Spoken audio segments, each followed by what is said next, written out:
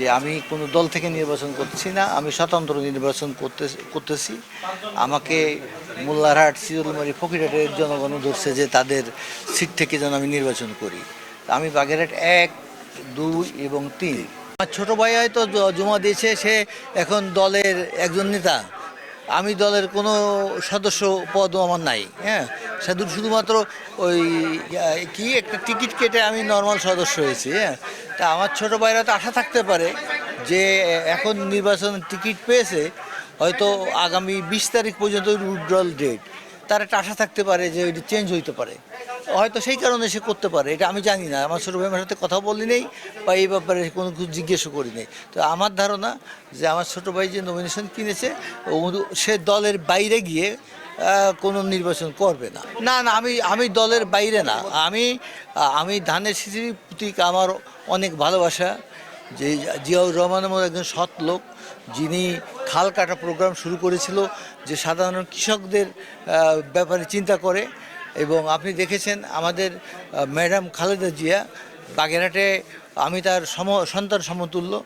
এবং উনি বাগেরহাটে আমি যে উন্নয়নের টাকা চেয়েছি, আপনারা দেখছেন যে বাগেরহাটে কোনো গ্রামে, কোনো ইউনিয়নে গাড়ি না নিয়ে যাওয়ার গাড়ি, সব জায়গায় গাড়ি যায়।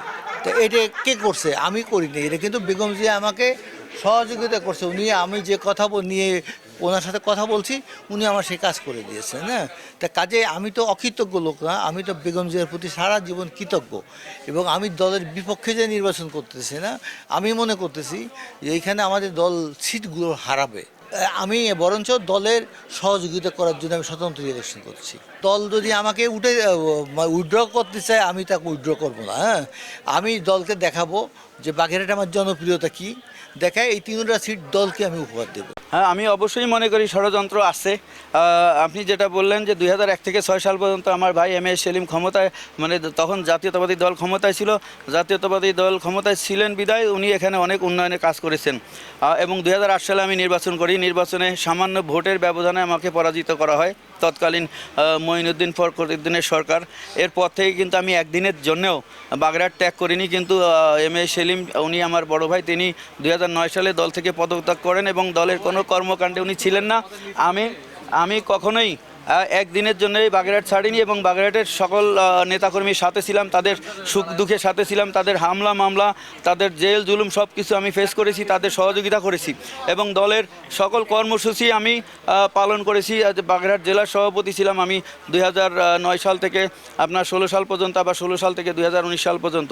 2023 সালে যখন তুমুল আন্দোলনের মাঠে আমরা ছিলাম, তখন আমাকে সমন্বয় করা হয় এবং সমন্বয়কের দায়িত্ব পাওয়ার আগে পরে সবসময় আমি দলের সকল কর্মসূচি বাগেরহাটের থেকে পালন করেছি। অথচ যাদেরকে নমিনেশন দেওয়া হয়েছে তাদের নামে কোনো রাজনৈতিক কোনো মামলা নাই। তারা 5ই আগস্টের আগে বাগেরহাটে কখনো ভয় আসেন নাই। আপনারা জানেন আমরা এখানে শেখ হেলাল এবং শেখ তন্ময়ের সাথে যুদ্ধ করে এখানে আমরা রাজনীতি করেছি। 2018 সালে যখন আমাকে নমিনেশন দেওয়া হয়, নির্বাচনী মাঠে আমার গাড়ির উপরে হামলা, বাড়ির উপরে হামলা, আমার বাড়ি ভাঙচুর, অনেক কিছু হয়েছে। তারপরেও আজকে আমাদেরকে এভাবে বঞ্চিত করা হয়েছে, যে কারণে আমি আজকে এখানে এসেছি। আমি মনে করি কোনো একটা ষড়যন্ত্র হয়েছে, নইলে আমাদের নেতা জনাব তারেক রহমান যেভাবে বক্তব্য দিয়েছিলেন, ত্যাগীদের মূল্যায়ন করা হবে, যারা রাজপথে ছিল তাদের মূল্যায়ন করা হবে, আসলে বাগেরহাটে সেটি হয় নাই। বাগেরহাটে সম্পূর্ণ তার উল্টা হয়েছে বিদায় আজকে আমি সাধারণ জনগণের অনুরোধে এখানে উপস্থিত হই।